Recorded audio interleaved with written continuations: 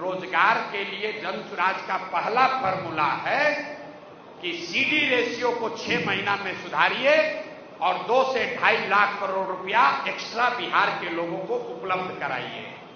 दूसरी बात हम लोग कह रहे हैं, आपने किसी ने किसान की बात कही तो जनसुराज कह रहा है कि मनरेगा को सीधे कृषि से जोड़ देंगे, लेकिन एक शर्त के साथ कि जो लोग भी आज धान, गेहूं, मकई, ज्वार, बाजरा की खेती करते हैं, अगर वो धान गेहूं का खेती छोड़ के नकदी फसलों की खेती करने लगे तो उनको मनरेगा के तहत मजदूर मुफ्त में दिया जाएगा।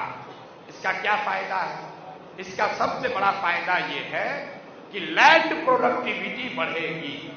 आज जिस खेत से आप 20,000 रुपया कमा रहे हैं धान उगाकर, वहीं पर कल लहसुन उगाकर, मसाले उगाकर, फल सब्जी की खेती करके आप 50,000, 1 लाख रुपया भी कमा सकते हैं। बिहार में कुल 55 लाख हेक्टेयर जमीन है, इसीलिए बिहार में खेती खाने का जरिया है, कमाने का जरिया नहीं है। आप गांव देहात में सुनते हैं, लोग कहता है कि रोपनी करने घरे आए हैं, कमाने के लिए लुधियाना जाएंगे। कटिया में लोग घरे आता है, कमाने के लिए सूरत जाएंगे। क्यों? क्योंकि खेती बिहार में खाने का जरिया है, कमाने का जरिया नहीं है।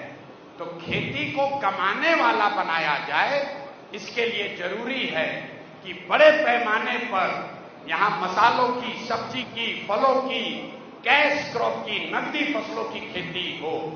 वो करने के लिए हम लोग कह रहे हैं कि जितना मजदूर पंजाब हरियाणा जा रहा है, इन सारे लोगों को ये अवसर दे दिया जाएगा कि आप यहां पर जो किसान नकदी की खेती करना चाहता है, नकदी फसल की, आप उसके साथ काम कीजिए और मनरेगा का भुगतान लीजिए। इसका फायदा क्या होगा? जितना कृषि आधारित मजदूर है जो हरियाणा पंजाब जा रहा है, वो बिहार में उसको अवसर मिल जाएगा। दूसरा बड़ा फायदा ये होगा कि मनरेगा की चोरी बंद हो जाएगी, क्योंकि जिस किसान को मजदूर दीजिएगा वो किसान उससे काम कराएगा, वो झूठ मूठ का फर्जी काम नहीं करेगा। और तीसरा बड़ी बात, इसको करने में बिहार सरकार का 1 रुपया खर्च नहीं है। मनरेगा का सारा पैसा दिल्ली से मिलता है। पिछले साल मनरेगा में केंद्र सरकार ने जो 100 रुपया बिहार को अलॉट किया, तो हम लोग सिर्फ 40 रुपया ही ले पाए, 60 रुपया दिल्ली में ही सरेंडर कर दिया। तो अगर मनरेगा को कृषि से जोड़ेंगे तो दिल्ली से सारा मनरेगा का पैसा आएगा और जो मजदूर आज पंजाब में, हरियाणा में खेती में मजदूर कर रहे हैं खेतों में, वो बिहार में खेती मजदूरी करेंगे। अगर सामाजिक अध्ययन आप करेंगे तो आपको पता चलेगा कि यहां पर ज्यादातर लोग बैंक से कर्ज 3 बात के लिए लेते हैं: अपने बेटी के शादी के लिए, घर बनाने के लिए और अपने लड़कों को पढ़ाने के लिए। बिजनेस व्यापार के लिए लोग लोन नहीं लेना चाहता है ज्यादातर आदमी। क्यों? क्योंकि यहां सामाजिक बनावट ऐसी है कि यहां पर समाज में लोग मूलधन से ज्यादा ब्याज से डरता है। आप गांव देहात में जाइएगा तो लोग बताएगा, भाई बिजनेस कर्जा लेके 2 गाय काहे नहीं खरीदते हो? तो कहेगा कि भैया चक्रवृद्धि ब्याज में फंस जाएंगे, बर्बाद हो जाएंगे। क्योंकि सालों साल से यहां ब्याज का दर सूदखोरी रही है। 10%, 5% पर लोग लोन लेते हैं। एक बार लोन ले लिया तो जीवन भर उसका सूद भरता रहता है। इसलिए लोग मजदूरी करना चाहते हैं, कर्ज लेकर बिजनेस व्यापार नहीं करना चाहते।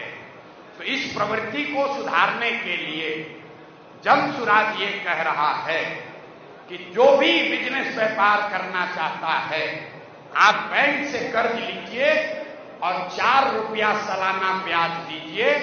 ₹6 ब्याज आपकी ओर से, सरकार की ओर से भरा जाएगा। इसका असर क्या होगा? हम जो भी काम बता रहे हैं इसका खर्चा भी आपको बता रहे हैं। इसका असर ये होगा कि अगर बजट में, बिहार सरकार का बजट है 3,17,000 करोड़, 3,17,000 करोड़ में अगर हम 6,000 करोड़ रुपया, मतलब 2% पैसा अगर बजट से निकाल दिया जाए तो समाज में लोगों को व्यापार करने के लिए 1,00,000 करोड़ रुपया उपलब्ध हो जाएगा। इन तीनों चीजों को जोड़िएगा तो जितने बड़े बड़े इकोनॉमिस्ट हैं जो हम लोग के साथ काम कर रहे हैं, उनका अनुमान है। इकोनॉमिक्स में सिमुलेशन होता है। अब इकोनॉमिक टर्म है, आपको नहीं समझ में आएगा, मतलब समझिए भविष्य में क्या होगा अगर आप ये तीन चीज कीजिएगा। तो इकोनॉमेट्रिक्स में कहते हैं सिमुलेशन, आगे की संभावना को प्रेडिक्ट करना। तो अगर ये तीनों चीज किया जाए कि बिहार में सीडी रेशियो को 70 कर दिया जाए, कर्ज के ब्याज दर को 10 से घटाकर 4 कर दिया जाए और मनरेगा को कृषि से जोड़ दिया जाए, तो हर साल 50 लाख से ज्यादा लोगों को बिहार में नया रोजगार मिल जाएगा।